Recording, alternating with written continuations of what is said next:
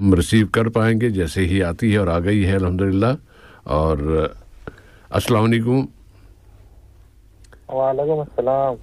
जी भाई, क्या नाम है आपका? मेरा नाम नज़ीर अहमद है।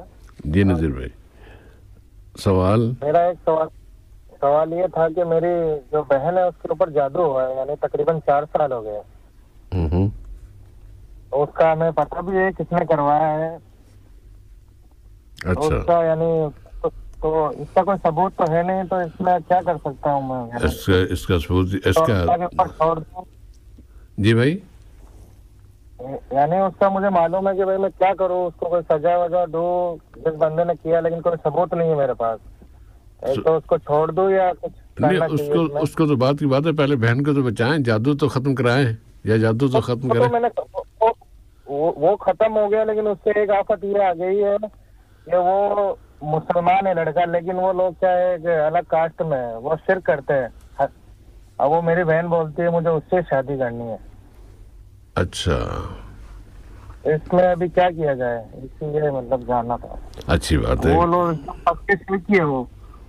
जी भाई, जिस लड़के से बहन प्यार करती है वो एकदम शिर्क करते हैं। शिर्क यानी अल्लाह को तो मानते हैं, उसके अलावा वो लोग दरगाह पे भी जाते हैं, उनके घर में सब इस चीज को मानते हैं। अब बहन बोलती है मुझे शादी उधर ही करनी है। जी, तो इसमें क्या किया जाए? तो बहन की शादी उधर करे? नहीं, तो ये आपका क्या ख्याल है कि ये जो बहन उससे शादी करना चाहती है, उस जादू का असर है, या बहन का अपना ख्याल है और वो उसको बहाना? क्या वो जादू का जब वो कुछ वजीफा कुछ ऐसा किया था, तो उसके अंदर यही था कि मेरा जो पापा है उनको बदनाम करना था कुल मिला के। नहीं, वो तो ख्याली बात है ना, उसको तो हम उस पर एतबार क्या करेंगे। इसमें समाज में बैठ ही नहीं सकता अगर उस कौम में अगर शादी करे तो। नहीं, मसला ये है कि आप जादू के मसले को इस शादी के साथ क्यों जोड़ रहे हैं, ये मैं सवाल जानना चाहता हूँ। शादी का मसला है, वो आप अपनी बहन को समझाएं, उस भाई से दूर रहें, और उसकी खामियां जो है उसको हर तरह समझा लिया, उसने 2 बार जहर भी ले लिया है, भी क्या करे, वो नहीं मानती है। हाँ जी, अल्लाह ताला उनको हिदायत दे। इसके लिए मौलाना मजीद कुछ बता सकते हैं ज़रूर बताएंगे, लेकिन मसला ये है कि उस जादू के साथ इसका ताल्लुक क्या है, वो बात सिरे से साथ का ताल्लुक है कि जादू नहीं हुआ था, उससे पहले इसका रिश्ता हुआ था तकरीबन 3 साल से। वो अच्छा था, मेरे दोस्त से हुआ था। जादू होने के बाद उसने रिश्ता भी तोड़वा लिया, और इस लड़के के यानी साथ में ही अच्छा मिली है, जुली है, सब कुछ हुआ है। वो हमें वीडियो के साथ भी पता चला है, लेकिन वो बोलती है मुझे इसका इल्म ही नहीं है कैसे हुआ। वो बोलते हैं फिर ये है कि फिर आप जादू के खात्मे के लिए जितने भी दुआएं हैं, आयात हैं, उसका विर्द करें, उसे पढ़ें, बार बार पढ़ें, और जो दूसरी एहतियाती तदाबीर इख्तियार की जाती हैं, तो जैसे ही फिर जादू का असर ख़त्म हो जाएगा तो ये मसला भी ख़त्म हो जाएगा इंशाअल्लाह। अभी जादू का अल्हम्दुलिल्लाह जहाँ तक है लग रहा है ख़त्म हो चुका है, लेकिन वो बस वो लड़के वाला ही हो रहा है कि अभी उससे शादी करे या ना करे, मैं या घर में बिठा के रखे, ये जानना चाहता हूँ। अच्छी बात है, बस ये एक ही सवाल है मेरा। अल्लाह ताला आपके मसाइल को हल कराए। नज़ीर भाई, नज़ीर अहमद साहब, 6 साल हो गए मेरे को कतर में, जितना कमाया मौल साहब को, मुतवा को, इनको देने में सब कुछ चला गया बस। ये तो फिर क्या करें? अब किसी क्या कह सकते हैं। उसको जैसे वो हिप्नोटाइज करते हैं ना डोल के अंदर, उसके जिस टाइम उसका हाथ भी कटा है, पैर भी कटा है, गर्दन को छोड़ के जिस्म का हर हिस्सा कटा है, बगैर किसी चाकू के, बस आंखों देखे सामने में, खुद वीडियो कॉल पे देखा हूँ। इतना तगड़ा जादू किया वो लोग, क्या किया अल्लाह बेहतर जाने। अल्लाह माफ़ करे जी, अल्लाह ताला महफूज रखे हर शर से, और हर जादू से, हर टूने से, और हर बला से। इंशाअल्लाह ताला जवाब आ जाएगा हमारे नज़ीर भाई। बहुत शुक्रिया आपका, फ़ी अमानिल्लाह। और एक और कॉल लेते हैं। अस्सलाम वालेकुम। वालेकुम अस्सलाम व रहमतुल्लाहि व बरकातहू। सर भाई, मैं लियाकत अली बात कर रहा हूँ। खुशामदीद लियाकत भाई, कहाँ गायब हो गए? जी बस यही है, आपके यहीं पर हैं, कतर में ही है। माशाअल्लाह, अल्लाह ताला सेहत तो आफियत से रखे। मैंने कहा शायद कहीं क्रिकेट खेलने चले गए। नहीं, क्रिकेट में तो खैर जी क्या सवाल है लियाकत भाई? जी सर भाई, आज 2 सवाल मेरे छोटे छोटे से मालूमात थी, वो सवाल नहीं है, मालूमात है कि हम मस्जिद में नमाज पढ़ने जाते हैं, मगरिब या इशा की नमाज होती है, अब हम सुन्नतें पढ़ रहे हैं, फर्ज खत्म हो गई, पीछे से आदमी कोई भी आ जाता है नमाज पढ़ने के लिए, वो जमात बना लेता है हमारे साथ जी। तो उसमें उस वक्त हम सुन्नत पढ़ रहे होते हैं, वो सीधी नमाज होती है जी, उसमें बाआवाज तो नहीं पढ़ते हैं सही। लेकिन अगर वो आ जाते हैं और फर्ज नमाज के लिए खड़े हो जाते हैं पीछे जमात बना के, तो हमें जहरी यानी अब बाआवाज पढ़ना चाहिए, तिलावत करनी चाहिए, या फिर नहीं? अब अपनी सुन्नतें इत्मीनान से पढ़ें, और वो जो आपके साथ शरीक हुआ है वो जितनी रकात है, 1 या 2 का जो भी आपके साथ मिले, वो पढ़ने के बाद में वो अपनी पूरी कर लेंगे। उसमें फिर ज़रूरी नहीं कि उसके लिए आप अपनी आवाज़ बुलंद शुरू कर दें, लेकिन मौलाना के जवाब का इंतजार कर लीजिएगा भाई। दूसरा सवाल क्या है भाई? दूसरा सर भाई ये है कि माशाल्लाह हम लोग जिस मस्जिद में नमाज पढ़ते हैं पंजगाना टाइम पर जाकर, अल्हम्दुलिल्लाह, तो बहुत अच्छी कालीनें वगैरह सब तो बहुत अच्छी हैं, लेकिन एक मसला है कि उस सफ में जो है जितने भी जब नमाज पढ़ने जाते हैं तो पाँव के सारे निशान आ जाते हैं, ऊपर नक्श बन जाते हैं पाँव के जी। तो जब हम सुन्नतें वगैरह पढ़ते हैं फर्ज नमाज के बाद, तो वो पाँव के ऊपर सजूद भी करना पड़ता है सब, तो जरा दिल को कराहत सी महसूस होती है, तो उसके लिए मालूम करना था कि ये क्या करना चाहिए, पढ़ लेना चाहिए? मस्जिद तो बड़ी होनी चाहिए ना, हर जगह तो पाँव के निशान नहीं होंगे, पाँव के निशान तो चंद एक जगह मकाम पे और जगह चेंज कर ले नहीं, अगर आप कराहत महसूस कर रहे, तो कोई मसला नहीं है। लेकिन अगर आप अच्छा नहीं फील कर रहे, उससे कुछ कराहत हो रही है, तो आप किसी और मस्जिद में किसी और जगह पढ़ ले। मसला ये है कि मस्जिद छोटी है हमारी, वो इतनी हो जाती है, लोग आना जाना इतना होता है, अच्छा, कि सब जगह निशान बन जाते हैं तकरीबन। ओके ये इंशाअल्लाह, बहुत शुक्रिया सर भाई, बारकल्लाह फीक, अल्लाह ताला आपको सलामत रखे, सेहत और आफियत रखे लियाकत भाई, बहुत शुक्रिया, बहुत शुक्रिया, बारकल्लाह फीकुम। अगली कॉल लेते हैं। ये क्या हो गया जी? अस्सलाम वालेकुम। वालेकुम अस्सलाम रहमतुल्लाहि व बरकातहू। सर मेरा नाम अबू कलाम है। अबू कलाम साहब, खुश आमदीद जी। जी बारकल्लाह। सर मेरा सवाल है, मैं इधर मैकेनिक एरिया में रहता हूँ, इधर तो मस्जिद में नमाज पढ़ने एक दिन ऐसा, नमाज तो डेली पढ़ता हूँ अल्हम्दुलिल्लाह, एक दिन ऐसा एक पाकिस्तानी भाई हैं, वो मैं इमामत कर रहा था, वो क्योंकि मैं ड्राइवर हूँ, हमारा कंपनी का आदमी लोग लेबर लोग जो थोड़ा हमको आगे कभी कभी बढ़ा देता है, तो सर पे टोपी या ये सब दाढ़ी का ये सब तो मेरे पास नहीं रखा हूँ मैं, तो बाद में नमाज वो बैठ के देख रहे थे ऐसे, बाद में नमाज में फारिग हुआ तो हमको ऐसा बहुत कुछ ऐसा बोले कि ऐसा है, ऐसा नहीं करना चाहिए, ऐसा नहीं करना चाहिए, और बहुत कुछ वो अपना मतलब दूसरा हिसाब से कुछ बता रहे थे उनका। मैं बोला मैं तो यहाँ पे सुना हूँ ऐसा, एफएम में सब दलील के साथ में हर चीज़ बताते हैं, कुरान हदीस से जो है मतलब कि अगर मालूम है तो पढ़ा सकते हो, तो बहुत उल्टा सीधा भी बोले कि इन लोग ऐसा ऐसा है, वहाँ भी है, आले हदीस ऐसा है, बहुत कुछ। बाद में वो तो मैं ध्यान नहीं दिया उनके बात पे कि चलो वो कुछ एक किताब का नाम बता रहे थे कि ये किताब पढ़ो, इसमें ईमान ताज़ा हो गया, मैं मेरे दिमाग ही नहीं आ रहा था। मैं बोला जब कुरान हदीस सब दलील के साथ मिल रहा है तो फिर उस पर क्या जरूरत है जाने का। तो सूरा के बारे में बोलते हैं एक सूरा अगर कोई भी पढ़ लिए तो अगर साथ वाला दूसरा सूरा पढ़ो, मतलब 2 रकात का नमाज है तो उसके साथ दूसरा सूरा पढ़ो, या तो बीच में एक छोड़ के नहीं पढ़ो, या तो 2 सूरा छोड़ के पढ़ो। तो यही सवाल बस मुझे पूछना है कि मतलब एक छोड़ के नहीं पढ़ सकते हैं? ये बहरहाल उनका जो भी किताब जो जिसका हवाला दे रहे हैं उसमें किसी ने लिख दिया होगा, लेकिन अल्लाह के रसूल ने ऐसा नहीं फरमाया। हाँ, तो वही मेरे दिमाग में नहीं आ रहा था, ऐसा ऐसा बहुत उल्टा सीधा भी बात कर रहे थे कि उन लोग ऐसा है, वहाँ भी है, इधर है, ऐसा है। छोड़ तो कोई भी लेबल कोई भी लगा दे, किसी को भी कोई भी लगा दे, लेबल से किसी लेबल के पीछे भी नहीं पड़ना चाहिए। कोशिश ये करनी चाहिए कि जिस नबी को हम मानते हैं उस नबी की बात हम तक पहुँच जाए तो हम उस पर अमल कर लें, बस वही मेरे जहन में अल्हम्दुलिल्लाह। मतलब यही ज्यादा में वो जरूरत है कि मतलब ये कंटिन्यू सूरा नजदीक वाला एक साथ मिला के पढ़ना चाहिए क्या? मतलब कोई भी सूरा एक छोड़ के भी पढ़ सकते हैं? इंशाल्लाह इसका जवाब आ जाता है। बस शुक्रिया सर, अस्सलाम वालेकुम रहमतुल्लाहि व बरकातहू। अस्सलाम रहमतुल्लाहि व बरकातहू जी, बहुत शुक्रिया आपका। और अगली कॉल। अस्सलाम वालेकुम। अस्सलाम वालेकुम जी। وعلیکم السلام ورحمۃ اللہ وبرکاتہ. کیسے ہیں سیف الرحمان صاحب؟ بارک اللہ فیکم. جی میرا نام جواد ہے اور مجھے 2 سوال پوچھنے تھے. جی جواد بھائی خوش آمدید, فرمائیے کیا سوال ہے. پہلا سوال یہ ہے کہ جو شکرانے کا سجدہ ہوتا ہے اور شکرانے کے 2 رکعت ہوتے ہیں, کیا یہ اسلام سے جائز ہے یا نہیں ہے؟ کیونکہ میں نے سنا ہے نہیں ہے, اور اگر ہے یا اللہ خیر, یہ کس نے کیا دیا نہیں ہے؟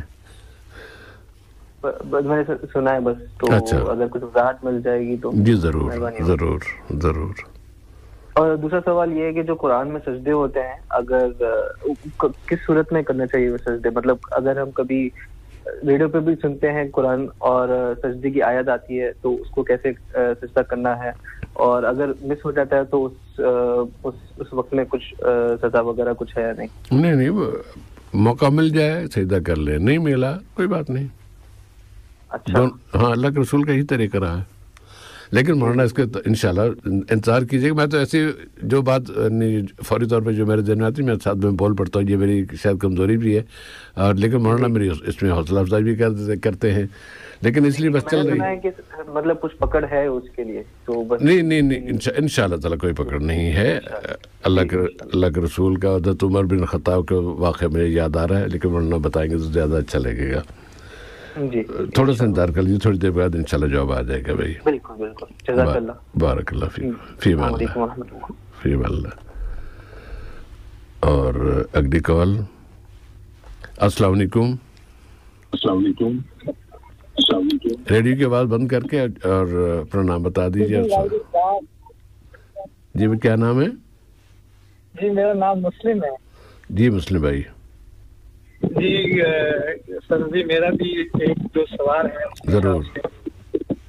جی وہ دراصل میں پاکستان سے ہوں, تو مجھے یہ پوچھنا تھا کہ ہم نے بارہا بہت دفعہ میں نے سنا ہے مختلف علماء کرام سے, تو وہ نام نہیں بتاتے لیکن بات کرتے ہیں. وہ مجھے تھوڑا سا وہ شوق پیدا ہوا کہ یار میں پتہ تو کروں, تو ایسے میں سنتا ہوں آپ کو روزانہ, جب بھی آپ کا پروگرام لگتا ہے تو میں ضرور دل سے سنتا ہوں. تو میں نے ہمت کی, میں نے کہا چلے مفتی صاحب سے پوچھتے ہیں شاید بتا دیں مجھے. کیا؟ جی وہ یہ ہے کہ دیکھیں میں یوٹیوب پہ سن رہا تھا ایک مولوی صاحب کو, انجینئر محمد علی مرزا ہیں, پاکستان میں اسکالر ہیں. جی وہ کہہ رہے تھے کہ نبی پاک صلی اللہ علیہ وسلم کے جو رازدار رسول تھے حذیفہ ابن یمان, جی تو ان کو اللہ کے نبی نے 12 منافقین کے نام بتائے تھے جو غزوہ تبوک کے غالباً موقع کے اوپر جب ان کو ہمارے نبی پاک صلی اللہ علیہ وسلم وہ صحیح ہے. وہ چلیے اس کے بعد سوال کیا ہے وہ بتا دیں. جی میں بس یہ جاننا چاہتا تھا کہ وہ نام نہیں اس نے بھی بتائے وہ انجینئر صاحب نے, تو میں نے کہا چلے مفتی صاحب سے پتہ کرتے ہیں کہ وہ کون سے 12 منافقین ہیں. ہاں نہیں, اس میں یہ جستجو نہیں کرنی چاہیے. اگر یعنی اس میں کوئی ہوتے نا کوئی گنجائش نکلتی کہ بھئی پتہ کر لیں یا کیا, تو نبی صلی اللہ علیہ وسلم سب کو بتا دیتے کہ یہ فلاں افراد جو ہے نا وہ منافق ہے. لیکن آپ نے صرف ایک شخصیت کو بتایا, اور اس کی بھی اس کی حکمت ہوگی وہاں اس دور میں کہ ان کے ذریعے کہ اگر وہ جنازہ پڑھ رہے ہیں کسی کا تو اس کا مطلب یہ ہے کہ یہ آدمی منافق نہیں ہے, اس کے جنازے میں شریک ہوا جا سکتا ہے. اس طرح کی حکمتوں کی ویسے انہوں نے ان کو بتا دیا تھا. لیکن کسی کی نفاق کے بارے میں اور کسی کے فسق کے بارے میں, کسی کی کمزوری کے بارے میں نہ جستجو کرنی چاہیے. نہ کچھ احادیث میں کچھ چیزیں مل جاتی ہیں جو انہوں نے, اور اس کے ساتھ دوبیلا پھوڑے والی حدیث بھی شاید انہوں نے ذکر کیا ہو, تو اس کے لیے پھر آپ اگر صحابہ کی زندگی ایسے افراد جن کی موت جو ہے اس پھوڑے کے ہوئی ہے وہ پتہ چل جاتی ہے, لیکن کتابوں میں تلاش کرنے میں, اور ہم اس طرح کے موضوعات کو زیادہ اس کو ہوا یا اس کو پھیلانے کے کچھ مستحسن نہیں سمجھتے, کیونکہ اس میں ہمارا کوئی فائدہ نہیں ہے. لیکن کسی شخصیت کے بارے میں اگر آپ ایک اچھی رائے رکھتے ہیں اور اچھا تاثر رکھتے ہیں تو ہم اس کے لیے ایسا بات کر دیں کہ وہ آپ کے دل میں اس کے لیے کوئی غلط جذبات پیدا ہوں تو وہ چھوڑ دیں, بس اللہ کے حوالے. وہ چلے گئے اپنا کام کر گئے, جس نے جو کرنا تھا وہ اللہ کے حوالے ہو گئے. ہم سب کے لیے دعا کر دیتے ہیں اور اللہ تعالیٰ باقی معاف کرنے والا ہے. سر دوسرا سوال میرا یہ ہے کہ امام بخاری رحمۃ اللہ علیہ کے شاگرد تھے امام مسلم, تو پھر ایسا کیوں ہے کہ امام مسلم نے ایک بھی حدیث اپنی کتاب میں बुखारी के रेफरेंस से नहीं ली, हालांकि वो उनके शागिर्द थे, और इमाम ज़ोहरी की उन्होंने हदीसें ली हैं, जबकि इमाम बुखारी के वो भी उस्ताद थे। तो इसके बारे में थोड़ा मुफ्ती साहब बता दें कि उन्होंने हदीस अलग रेफरेंस से, अलग चेन से लाए हैं, लेकिन इमाम बुखारी से एक हदीस की नकल नहीं की उन्होंने सही बुखारी के अंदर। लेकिन ये उम्मत के लिए खैर हो गई है कि चलो दूसरी सनद से हमें हदीसें मिल गई हैं, लेकिन वो उन्होंने क्यों नहीं ली, क्या मसला पेश है? लेने के लिए उसमें जब पता है कि ये भी लिख रहे हैं, इन्होंने भी बयान कर दी हैं, और चलो जो वो लिख दे वो मैं छोड़ देता हूँ। हदीसों का ज़ख़ीरा जो है वो मतलब हदीसें मुत्तफ़क़न अलैह हैं कि वो दोनों मैच कर गई हैं, और लेकिन उन्होंने उस चेन से नहीं ली इमाम मुस्लिम ने। तो ये जरा मुझे था कि मैं पूछूंगा मुफ्ती साहब से कि आखिर क्या वजह बनी कि उन्होंने उनसे क्यों नहीं हदीसें ली, जबकि वो उनके टीचर भी थे। टीचर वाला मसला, चलिए अब बात लंबी हो जाएगी तो मौलाना इसको जवाब दे देंगे। मुस्लिम भाई बहुत शुक्रिया आपका, जज़ाकल्लाह खैर जी, बारकल्लाह फीकुम। और 2 कॉल हम और ले रहे हैं, और अब देखते हैं कौन साहब। अस्सलाम वालेकुम, ये तो बहुत शोर वाली कॉल है।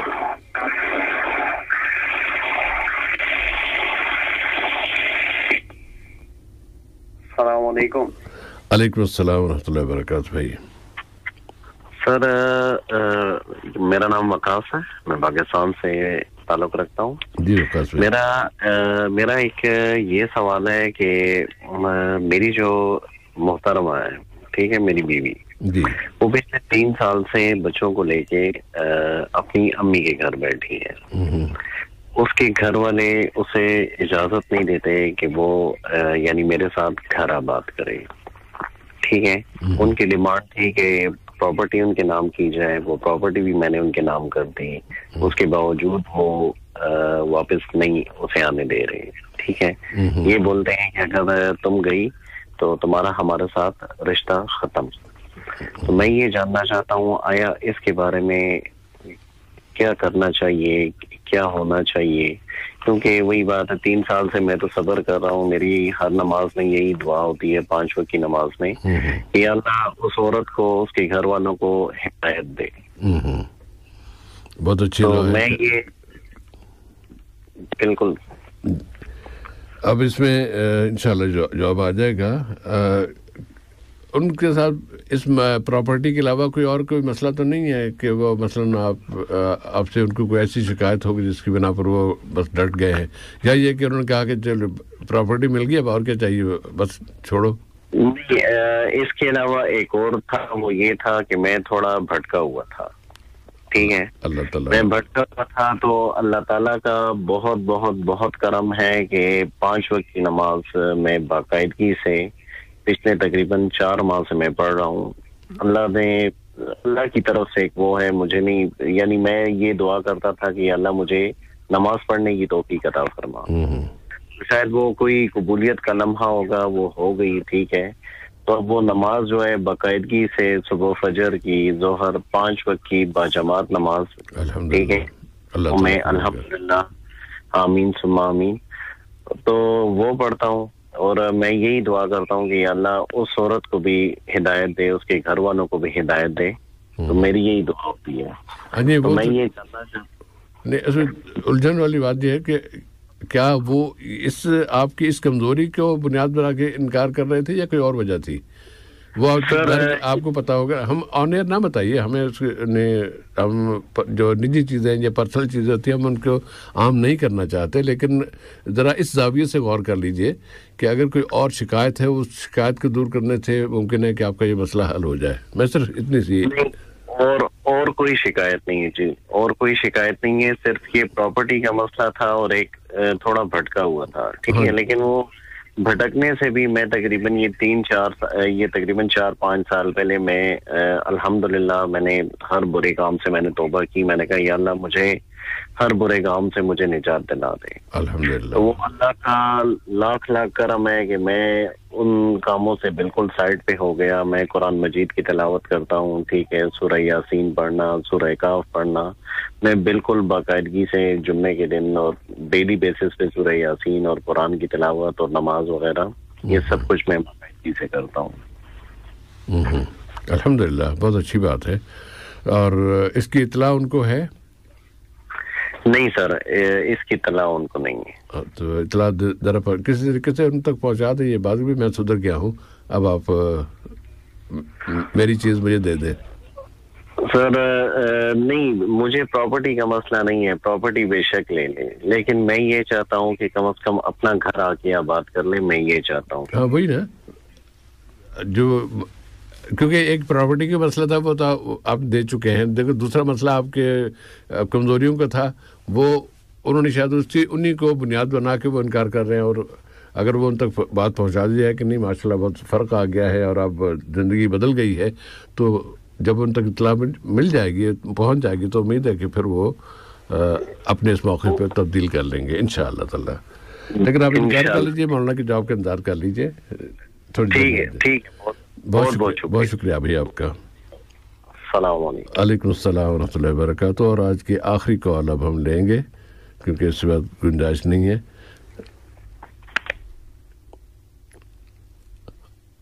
السلام علیکم. ریڈیو کی آواز بند کر دیں بھائی. اور وعلیکم السلام صاحب بھائی. جی محترم. مفتی صاحب کو میرے طرف سے سلام. وعلیکم السلام. کیا نام ہے آپ کا؟ میرا نام صاحب بھائی ابوبکر صدیق ہے.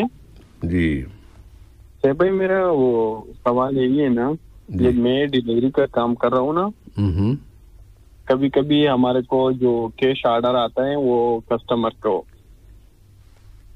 پھر ایسا ہو کہ کبھی کبھی ہمارے پاس تو ادھر ہی چینج ہے، لیکن میں اس کو بولتا ہوں میرے پاس تو چینج نہیں ہے.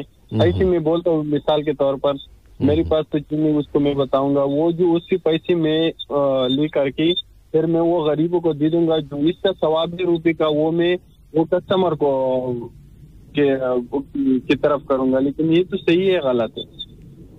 یعنی آپ یہ چاہتے ہیں کہ اس کے بدلے میں آپ نیکی کر کے اس کو کہے کہ یہ لو میں نے تمہارا کام کر دیا، تم یہ ثواب لے لو، اس طرح کا کیا ارادہ ہے آپ کا؟ ہاں لیکن جو پیسے ہیں میں اس کو جھوٹ بول کر کے پھر میں ایسے بولتا ہوں. مثال کے طور پر ابھی تک میں نے کیا نہیں، لیکن اس کے میں آپ سے پہلے پوچھتا ہوں نا، لیکن اگر میں کسٹمر کو بولوں گا میرے پاس تو چینج نہیں ہے، میرے پاس تو ہے لیکن میں اس کو جھوٹ بول کر کے میرے پاس چینج نہیں ہے، جی تو پھر میں جو اس کا جو پیسے میں نے لیا تھا وہ میں غریبوں کو دے دوں گا، جو اس کا ثواب ہے وہ میں کسٹمر کو کروں گا.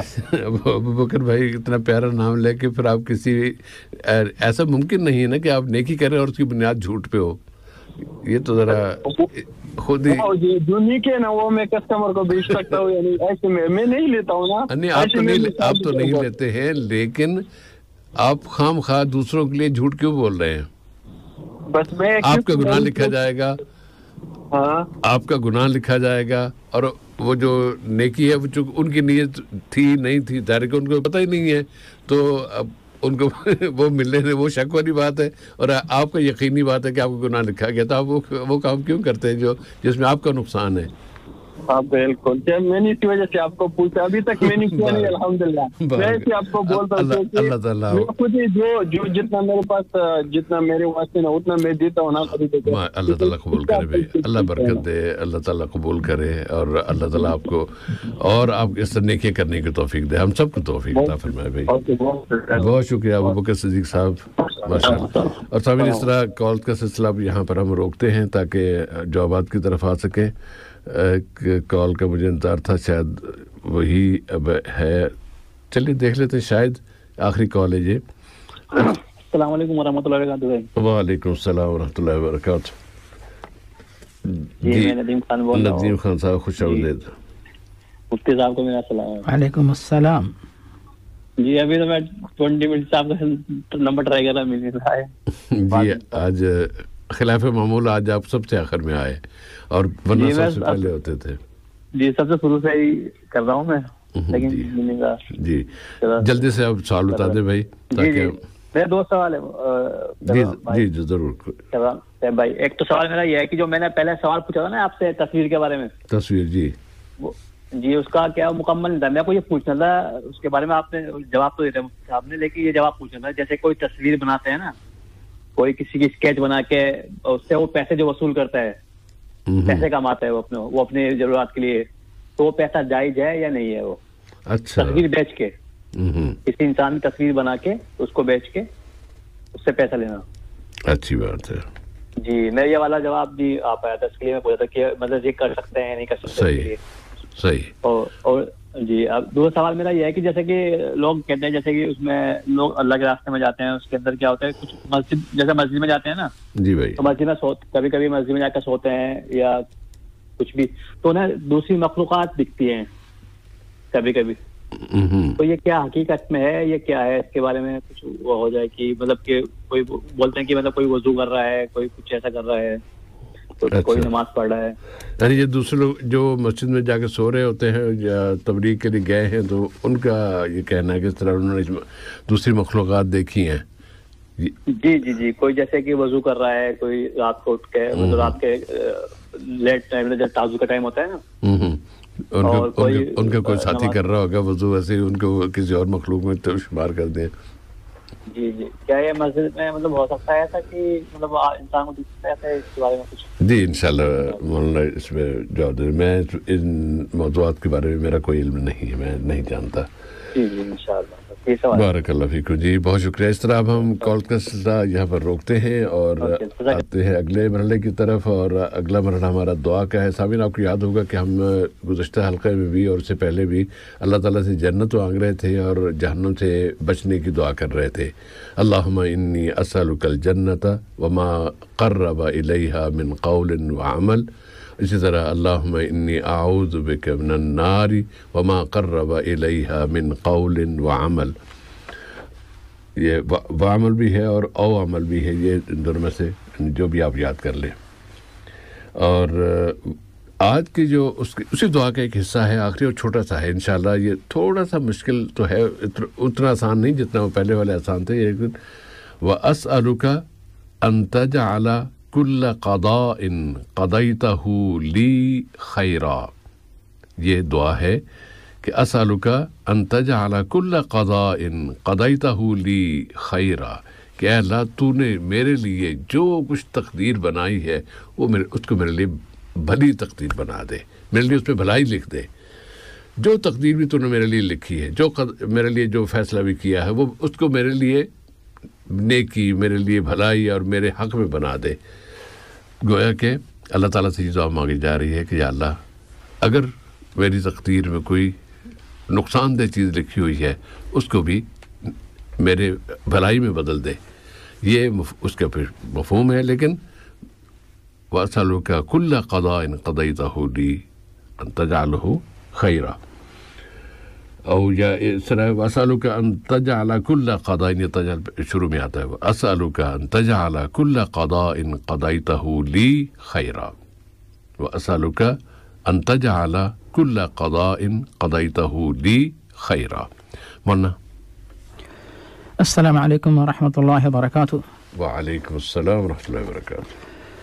الحمد للہ رب العالمین والصلاة والسلام علی عبدہ ورسولہ نبینا محمد وعلی آلہ واصحابہ اجمعین, اما بعد. بسم اللہ الرحمن الرحیم.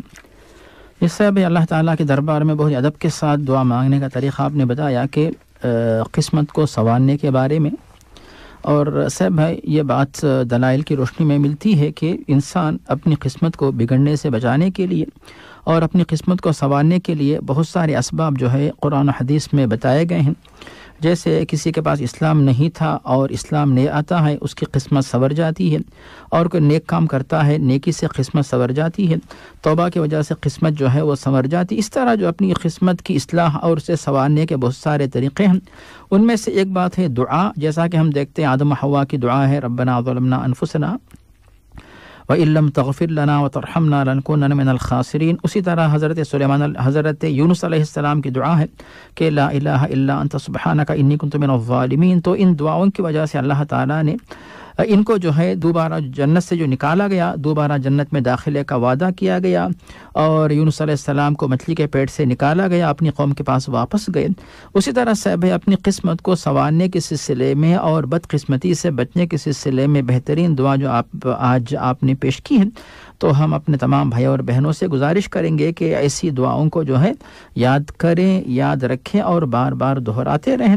اور کسی کی قسمت میں کیا ہے کسی کو پتہ نہیں ہے، لیکن ہم یہ چاہتے ہیں کہ دنیا میں بھلائی حاصل ہو، آخرت میں بھلائی حاصل ہو.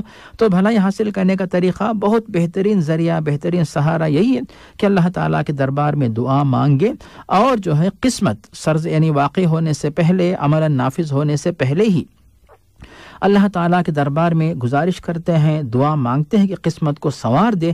تو قسمت کو سنوارنے کے سلسلے میں بہترین دعا جو سیب بھائی نے پیش کی ہے، اس سے استفادہ کر کے ہم دنیا میں بھی اور آخرت میں بھی انشاءاللہ فائدہ اٹھا سکتے ہیں. یہ سیب بھائی جزاک اللہ خیرا. سامعین، دعا کا آخری حصہ ہے اللہم انی اسألک ان تجعل کل قضاء قضیتہ لی خیرا. اور اب آتے ہیں جوابات کی طرف، اور نذیر احمد صاحب کی طرف سے پہلی کال تھی. پہلا سوال ان کا سوال یہ ہے کہ ہمشیرہ کے حوالے سے کہ اس پر جادو کیا گیا اور کچھ سالوں بعد جادو سے نجات تو ملی، لیکن جادو سے پہلے وہ جہاں شادی تھی اسے انہوں نے انکار کر دیا. آپ کسی ایسے فرد سے شادی کرنا چاہتی ہیں جو کہ اچھا نہیں ہے، کیا کیا جائے؟ اور وہ بضد ہے، اسی سے شادی کرنی ہے. صاحب یہاں پر موصوف کے سوال میں کئی باتیں پائی جاتی ہیں. پہلی بات یہاں پہ یہ ہے صاحب بھائی کہ موصوف نے اپنی بہن کو کسی اور کے ساتھ اس طرح روابط قائم کرنے کا موقع آپ نے کیوں دیا؟ کیونکہ بیٹی اگر کسی کے پاس ہے تو والد کی ذمہ داری ہوتی ہے، والدہ اور والدین کی. اسی طرح اگر بہن ہے تو پھر بھائیوں کی ذمہ داری ہوتی ہے کہ غیروں سے روابط نہ رکھیں. اب تیسری بات یہاں پہ آتی ہے کہ جس شخص نے بھی جادو کیا ہو تو موصوف یعنی پورے تیقن کے ساتھ یہ نہیں کہہ سکتے کہ جادو اسے نے کیا ہے. ہو سکتا ہے کہ ثبوت ملا ہو، ورنہ صرف کسی جن کے آ کر کہہ دینے سے کہ جن یا شیطان نے کسی کے جسم پہ آ کر کہہ دیا کہ فلاں نے جادو کیا ہے، تو اس بات کی بنیاد پہ ہم کسی کے اوپر الزام و تہمت نہیں لگا سکتے کہ فلاں شخص نے ہی جادو کیا ہے. اور دوسری بات کہ واقعی اگر جادو اسے نے کیا ہے، دلائل وغیرہ یعنی مکمل طور پر یقینی طور پر دلائل آپ کو مل چکے ہیں، ایسی صورت میں جو ہے وہ تو ظالم ہوا. کیونکہ جادو کچھ ایسے ہوتے ہیں جو شرک کی وجہ سے حاصل ہوتے ہیں. جادو کے کچھ اعمال شرک سے کمتر ہوتے ہیں، لیکن جادو کے سلسلے میں قرآن میں جو بتایا گیا کہ انما نحن فتنة فلا تکفر، جادو کو یہاں پر کفر کے الفاظ میں جو ہے استعمال کیا گیا ہے. تو اس معنی میں اکثر جادو جو ہے جنات و شیاطین کی پرستش کے بعد ہی جادو اور جادو کے عملیات حاصل ہوتے ہیں. ان سے اپنے آپ کو بچا کے رکھنا ضروری ہے. تو اس اعتبار سے موصوف جس ظالم کے شر سے اپنی بہن کو اور خود کو اپنی فیملی کو بچانا چاہتے ہیں، تو اپنے لیے اپنی بہن کے لیے جو ہے اس ظالم نے جن جنات و شیاطین کا استعمال کیا ان سے بچنے کے لیے کہہ رہے کہ انہوں نے عملیات یا علاج جو بھی کیا ہے قرآن و حدیث کی روشنی میں، دوبارہ اگر موصوف کسی اور جادوگر کے پاس گئے تھے، کسی اور جن و شیطان سے جو ہے مدد لے کر انہوں نے علاج کیا ہے، تو پھر یہ تو غلط کام رہا ہوگا. ورنہ موصوف اگر قرآن آیات اور احادیث کی دعاؤں سے اگر انہوں نے علاج کیا ہوا ہے، اور اگر ابھی بھی جو ہے آپ رقیہ شریعہ جو ہے سورۃ الفاتحہ، سورۃ البقرہ اور اسی طرح جو ہے آخری جو قل وغیرہ جو ہے ان کے ذریعے استفادہ کرتے ہوئے اگر آپ جو ہے رقیہ وغیرہ کریں اور دم وغیرہ کریں، انشاءاللہ جادو کے اثرات وغیرہ دور ہو جائیں گے. صاحب یہ تو ابتدائی بات ہوئی. اور آخری بات یہاں پہ ہے صاحب بھائی کہ موصوف اپنی بہن کے سرپرست ہونے کی حیثیت سے جو ہے، ایک تو بہن جو بھی ہے خاتون لڑکی اپنی پسند کے مطابق وہ شادی کر سکتی ہے، لیکن اگر وہ غلط جگہ پہ شادی کرنا چاہتی، خاص طور پہ موصوف کہتے ہیں کہ جس کے ساتھ وہ رشتہ جوڑنا چاہتی ہے وہ نعوذ باللہ جادوگر ہے، جادو کرتا ہے یا جادو کرواتا ہے، اور اسی طرح جو شرک اعمال وہ لوگ اس کے گھر والے کرتے ہیں، ایسے گھر میں اپنی بہن کی شادی آپ نہیں کر سکتے. نہ کریں اور اس کو آپ سمجھائیں، مطمئن کریں، اس کی ہدایت کے لیے دعا کریں. اور اگر واقعی آپ کی بہن اسی لڑکے کے ساتھ شادی کرنا چاہتی ہے تو آپ جو ہے یعنی اس حد تک جو ہے آپ کی بہن جا چکی ہے، تو اس میں آپ کی بھی غلطی ہے کہ صحیح تربیت آپ نے نہیں کی ہے، صحیح طریقے سے آپ نے یعنی قابو میں نہیں رکھا ہے. تو پھر ایک راستہ سے یہ نظر آتا ہے، پھر بھی آپ اس میں مزید معلومات پیش کریں کہ یہ راستہ نظر آتا ہے کہ جس شخص نے جادو کیا ہے اگر وہ شخص جو ہے سچی توبہ کرے اور اس کے بعد شرک کے اعمال جو بھی قبر پرستی، درگاہ پرستی وغیرہ چھوڑ دیں، اور اس کے بعد نماز روزہ وغیرہ کی پابندی کرے، دیندار بن جائے، اور حلال کمائی پر عمل کرتا ہو، یہ تمام خوبیاں اگر اس کے پاس واپس آ جاتی ہیں جو کہ دین اسلام میں سب چیزیں مطلوب، جیسے حضرت علی کے اندر ہم دیکھتے ہیں کہ جب ان کی شادی ہوئی نبی کریم نے کہا کہ تم جو ہے اپنی بیوی کے لیے دلہن کے لیے جا کر جو ہے خود مہر لاؤ اور خود جو ہے مہر کے پیسے لے کر آؤ، ولیمے کے پیسے لے کر آؤ۔ تو اس طرح خوددار اگر وہ ہے حلال کمائی کمانے کے قابل ہے تو ایسی صورت میں آپ جو ہے مطمئن اگر ہوتے ہیں کہ واقعی اب جو ہے سدھر چکا ہے تو پھر اپنی بہن کی جان بچانے کے لیے اس کے ساتھ اگر رشتہ آپ کرتے ہیں تو مجھے ایسا لگتا ہے اس میں کوئی حرج نہیں ہے۔ جس سے بھائی مولانا میرے ذہن میں تو یہ پوائنٹ آ رہا ہے کہ اگر چونکہ ابھی وہ جادو کے اثر میں ہیں تو بہن سے شادی کا کوئی ذکر نہ کریں، بالکل خاموشی اختیار کر لیں کیونکہ وہ بھڑک جاتی ہیں۔ اس جادو کو ختم کرنے کی کوشش کریں، اس کے لیے خود رقیہ کریں، کسی نیک آدمی سے اچھے آدمی سے رقیہ کرائیں تاکہ اس کے اثر سے نکلے۔ اس کے بعد پھر یہ بھرنا آئے گا شادی والا، اس کے بعد پھر دیکھ رہے ہیں، جب تک وہ جادو کے اثر سے مکمل طور پر نکلتی نہیں ہے اس وقت تک آپ نے اس موضوع کو خاموشی اختیار کر لیں شاید زیادہ بہتر ہو۔ جی صاحب بھائی اگلا سوال ہے لیاقت علی صاحب کا کہ اگر مغرب یا عشاء کی نماز پڑھ رہے ہیں، سنتیں پڑھ رہے ہیں اور سنتیں کے دوران کوئی صاحب آتے ہیں اور آ کے اشارہ کرتے ہوئے میں آپ کے ساتھ آپ کو امام بناتا ہوں اور میں فرض پڑھنا چاہتا ہوں، تو ایسے میں کیا اب چونکہ تو سری سنتیں ہیں تو سری ہیں تو وہ کیا اپنی آواز بلند کر کے اس کے فرضوں میں کی طرف مڑ جائے یا کیا کریں؟ یہ صاحب ہے بے شک یہ بات صحیح ہے کہ بعض سنت کی نمازیں اور بعض نفل نمازیں جو ہے جہری قرات سے پڑھی جاتی ہیں، جیسے ہم دیکھتے ہیں کہ جو تراویح کی نماز ہے اس میں جو ہے حالانکہ فرض نہیں ہے، ہم لوگ جو ہے جہری قرات سے اس نماز میں تلاوت کرتے ہیں۔ اسی طرح اگر کوئی بندہ کبھی سنت کی نماز بھی جہری جو تلاوت سے کر لیتا ہے پڑھ لیتا ہے کوئی حرج نہیں ہے، لیکن آپ جو ہے سنت کی نماز تنہا پڑھ رہے ہیں، اس کے بعد کوئی شخص آ کر آپ کے ساتھ شامل ہو گیا ہے تو اس کا خیال کرتے ہوئے آپ جہری نماز پڑھنا یعنی سنت کو جہری بنانا یہ آپ کے لیے بالکل ضروری نہیں ہے۔ بالکل آپ جس طرح سنت پڑھتے ہیں اسی طرح پڑھیے، جتنے رکعت آپ سنت پڑھنے کی نیت کر چکے اتنی ہی رکعت آپ پڑھیے۔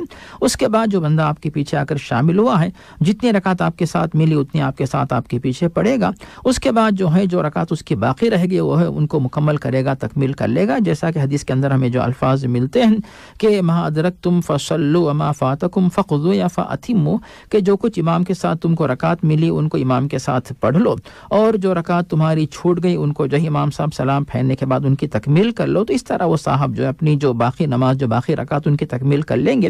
تو آپ اس کے بارے میں فکر نہ کریں، اپنی نماز اپنے طور سے جو طریقہ ہوتا ہے یعنی سری قرات کے ساتھ آپ مکمل کریں، وہ صاحب اپنے طریقے پہ جو ہے نماز مکمل کر کے اپنے نماز سے فارغ ہو سکتے ہیں، اس میں آپ کے اوپر کوئی ذمہ داری نہیں آتی ہے۔ جی صاحب بھائی جزاک اللہ خیرن۔ اور لیاقت کے دوسرا سوال کہ قالین پر لوگوں کے پاؤں کے نشان نمایاں ہو جاتے ہیں، پھر وہ کراہت محسوس کرتے ہیں اس پہ سجدہ کرنا، کیا کریں؟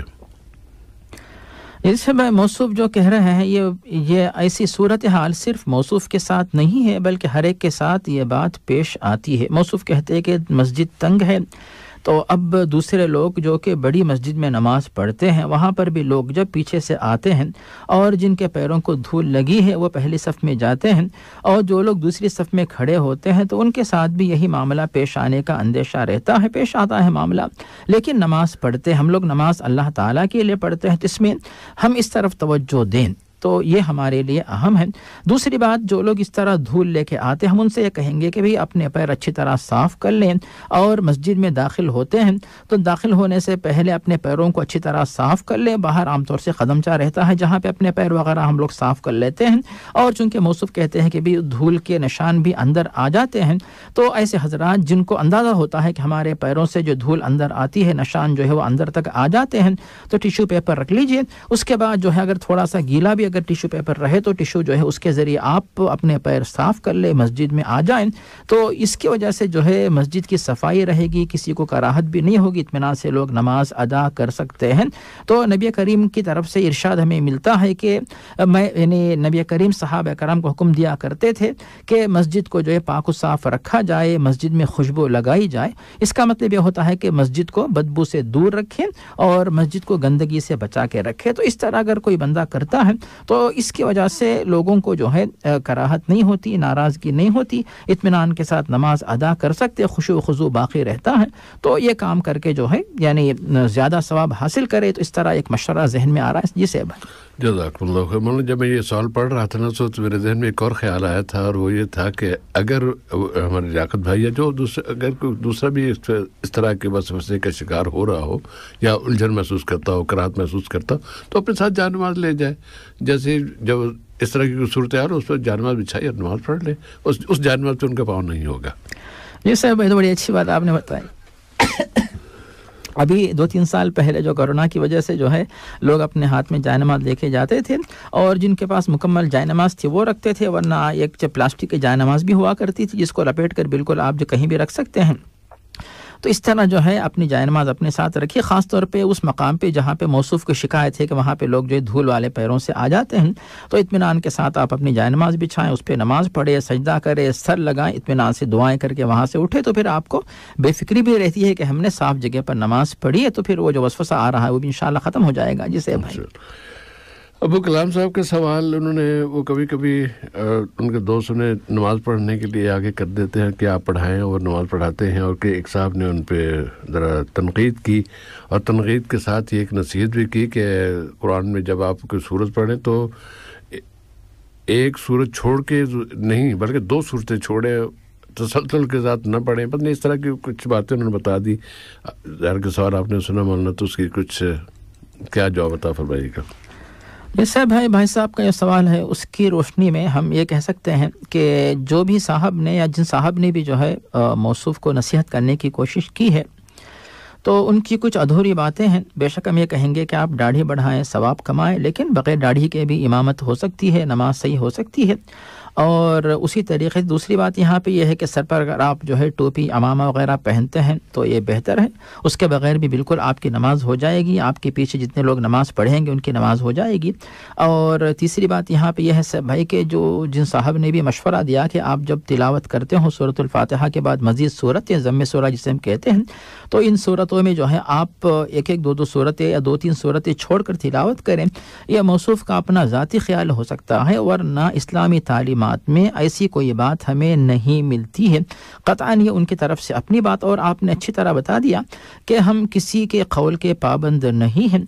नबी करीम सल्लल्लाहु अलैहि वसल्लम ने जब ऐसी बात नहीं बताई, ऐसी पाबंदी हम पे उम्मत पे नहीं लगाई है, तो कोई शख्स अपनी तरफ से पाबंदी लगाए कि आपको चाहिए कि इस तरह 1-2 सूरतें या 2-3 सूरतें छोड़कर आप नमाज में तिलावत करें, तो या तो वो सिर्फ आपको सिर्फ मरूब करने के लिए कि भाई मैं ज़्यादा इल्म रखता हूँ इसीलिए मेरे पास जो है, यानी वो डराते हैं कि भी मेरे पास ऐसे दलाइल मौजूद है कि सूरतों को जो है छोड़ कर पढ़ना चाहिए, तो आप जो है ज़रा डरो और मेरी बात मानो। हो सकता है सिर्फ आपके दिल पर रोब डालने के लिए उस तरह कहा होगा, वरना हकीकत में ऐसी कोई बात, ऐसी कोई दलील हमें नहीं मिलती। बिल्कुल आप तसलसल के साथ पढ़िए या बीच में जो है सूरतें छोड़ के आप पढ़िए, इसमें बिल्कुल कोई हरज नहीं है, बिल्कुल नमाज सही होगी। और नमाज के सवाब में मुसलसल अगर आप पढ़ते हैं तब भी इसमें कोई कमी नहीं आएगी, बल्कि नमाज इंशाअल्लाह बिल्कुल सही होगी। जी साहब भाई जज़ाकुमुल्लाहु खैरन। जवाद भाई पूछते हैं कि क्या सजदे शुक्र जायज़ है या नहीं? ये सब इसके बारे में जो बात हमें मिलती है वो ये है कि बुखारी के अंदर ये रिवायत हमें मिलती है कि जब नबी करीम सल्लल्लाहु अलैहि वसल्लम ने हज़रत अली रज़ियल्लाहु अन्हु को यमन में भेजा था, तो यमन में हमदान नामी कबीला जब मुसलमान हो गया तो इसकी इत्तला हज़रत अली रज़ियल्लाहु अन्हु की तरफ से मिली। तो नबी करीम ने जो है सजदा किया और कहा सलामुन अला हमदान, सलामुन अला हमदान। एक तरफ तो अल्लाह ताला का शुक्र अदा किया कि अल्लाह ताला ने इतने बड़े कबीले को, ताकतवर कबीले को अल्लाह ताला ने इस्लाम की हिदायत दी, और उसके बाद जो है उसकी सलामती के लिए, उस कबीले की सलामती के लिए नबी करीम ने दुआ दी।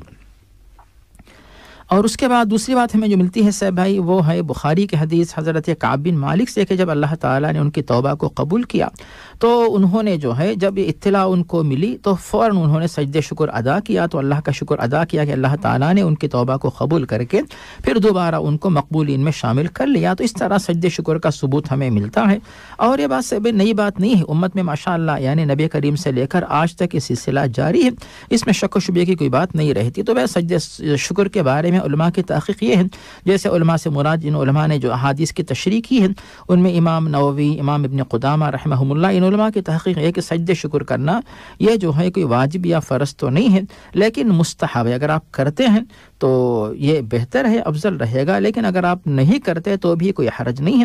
لیکن اللہ تعالیٰ کے شکر کا جذبہ انسان کے دل میں آتا ہے, انسان بے چین ہوتا ہے کہ میں اللہ تعالیٰ کا شکر کس طرح ادا کروں.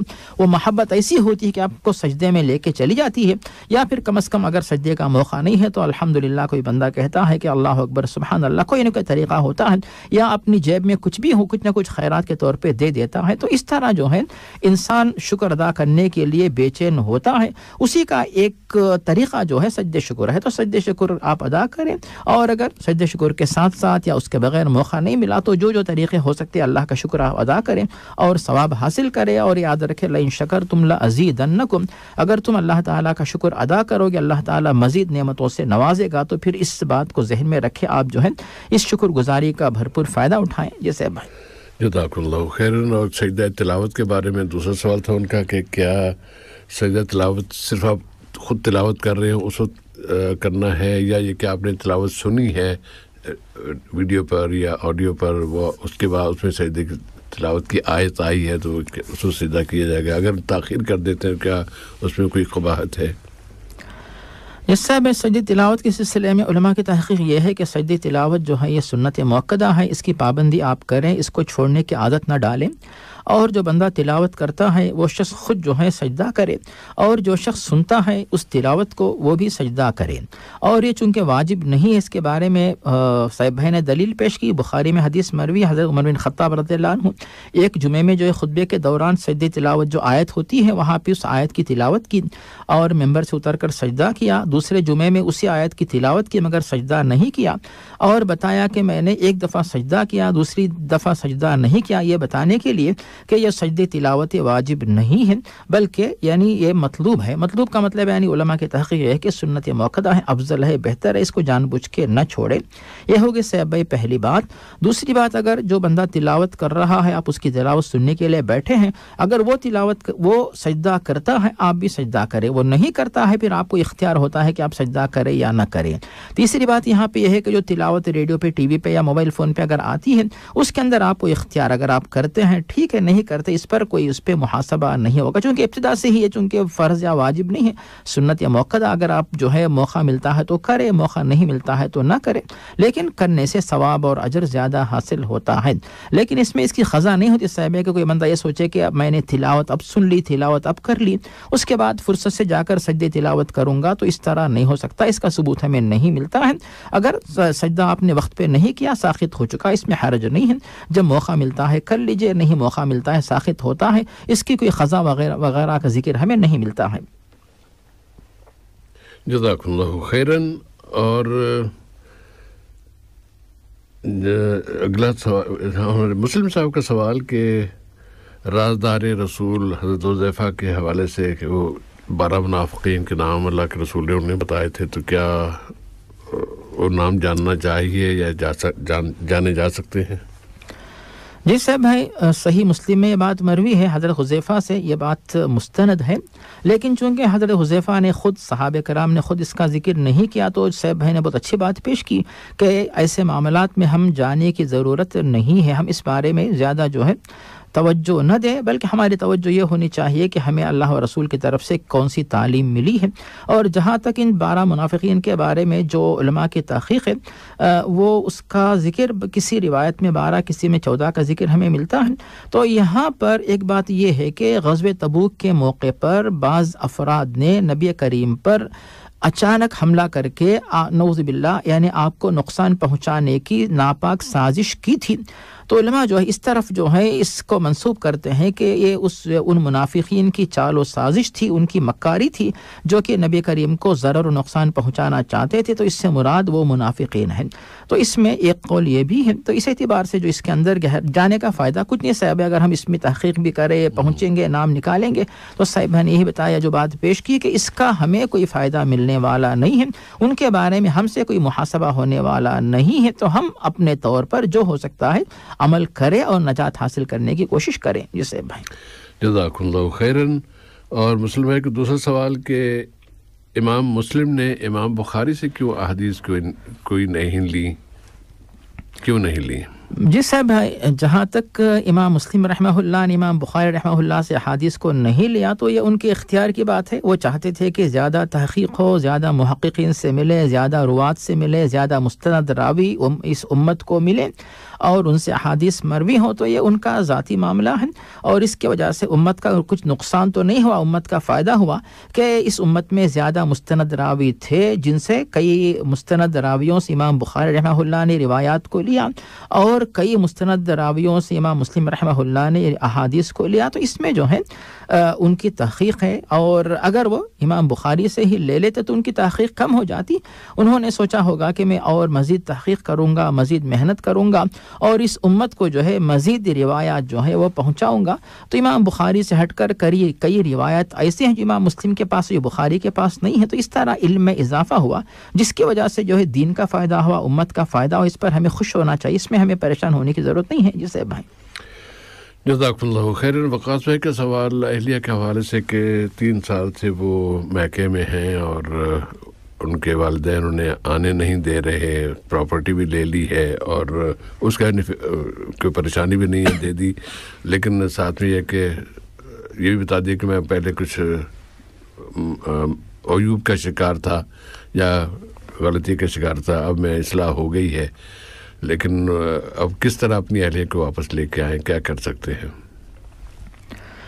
جس صاحب بھائی، جہاں تک موصوف کی شادی ہوئی، شادی سے پہلے اس لڑکی کے والدین کو موصوف کے بارے میں معلوم تھا کہ آپ کیسے ہیں اور اپنی لڑکی کو ان کے پاس دینے کے لیے، شادی کرنے کے لیے مطمئن ہوئے، تیار ہو گئے. اب اس کے بعد اب یہ کہنا کہ وہ جو ہے ان سے ہم اپنی لڑکی کو دور رکھیں گے، اگر دور رکھنا ہی تھا تو پھر شادی کرتے ہی کیوں اپنے پاس رکھ لیتے.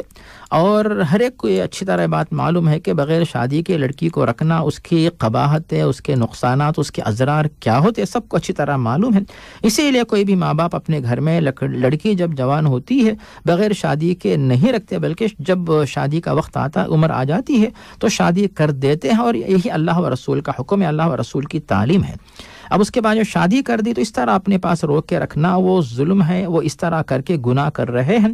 اور جب اللہ تعالیٰ نے خود جو ہے گناہ، یہ جو کسی کی کوتاہیوں کو معاف کرنے کے بارے میں وعدہ کیا کہ ومن تاب وعمل صالحا فإنه يتوب إلى الله متابا، کہ اگر کوئی بندہ سچی توبہ کرتا ہے تو اللہ تعالیٰ خود، یعنی اس کی توبہ جو ہے سچی توبہ ہوتی ہے، اللہ کے پاس قابل قبول ہوتی ہے.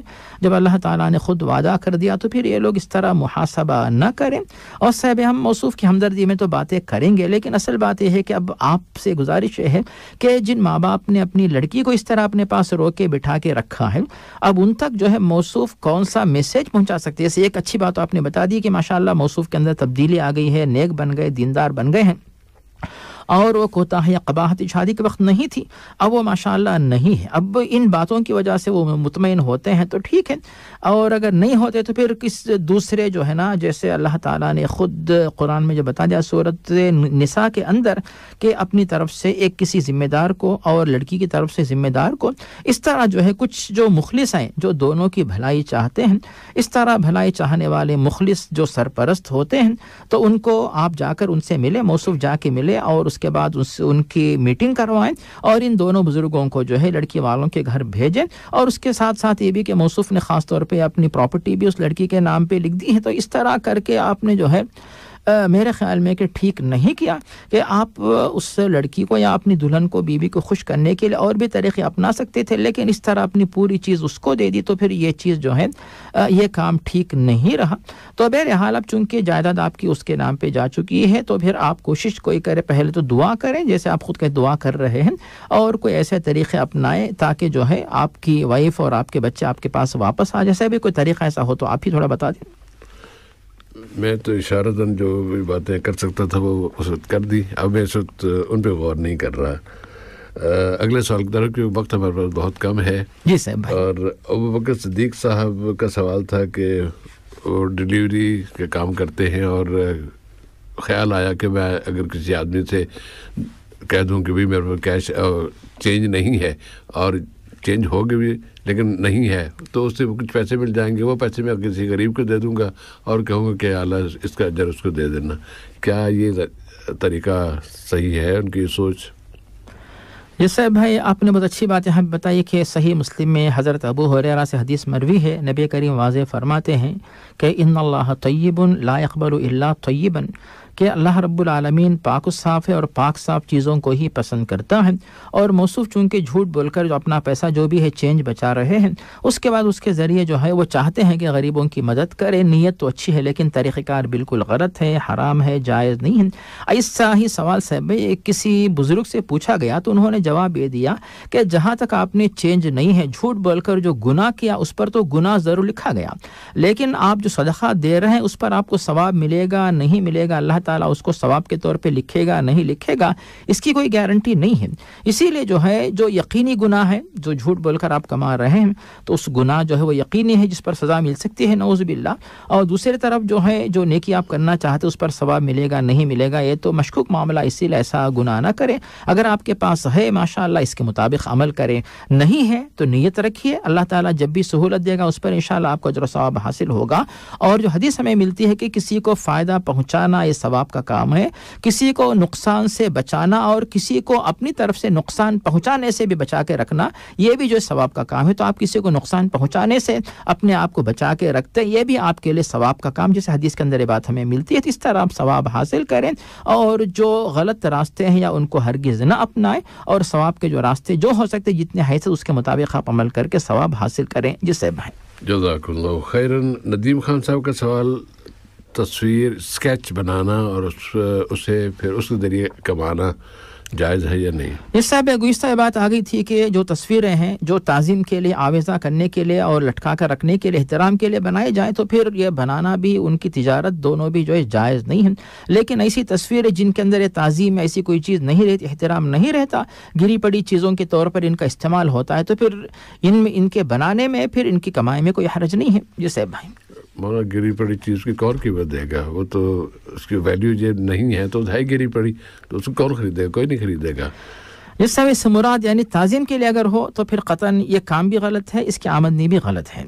तो ये बताना चाह रहा हूँ, अगर इसमें ताज़ीम की तस्वीर नहीं है तो फिर जो आम तस्वीरें होती जैसे न्यूज़पेपर में दूसरी तस्वीर जो होती हैं, इनकी कोई अहमियत नहीं रहती। तो हम ये बताना चाह रहे थे। जिसे और कुछ लोग अल्लाह के रास्ते पर निकलते हैं और कहते हैं कि रात को हमने वक्त बिल्कुल नहीं बचा, 1 मिनट, चलिए इसको हम अगले हफ्ते पे छोड़ते हैं और खुदा करे कि कोई तरीका निकले आप सुन सकें। नदीम भाई, प्रोग्राम नूर इस्लाम का आज का हल्का अपने इख्तिताम को पहुंचता है, और जो हर हफ्ते हर प्रोग्राम में हमारी कोशिश होती है कि ज़ालिमों के जुल्म के ख़ात्मे और मज़लूमों की मदद के हवाले से जो दुआ आपके जहन में आए, जिन अल्फाज में आए, अपनी ज़बान में आए, ज़रूर कीजिए, ताकि जुल्म अपने कर रहे हों, दूसरे कर रहे हों, मुस्लिम कर रहे हों, गैर मुस्लिम कर रहे हों, जुल्म हो रहे हैं और बतौर ख़ास उम्मत इस्लामिया बहुत बुरी तरह निशाना बनी हुई है। तो मज़लूमों के लिए दुआ, दादरसी की दुआ कीजिएगा। अगली मुलाकात तक के लिए इजाज़त। वस्सलामु अलैकुम व रहमतुल्लाहि व बरकातुहू। व सल्लल्लाहु अला नबी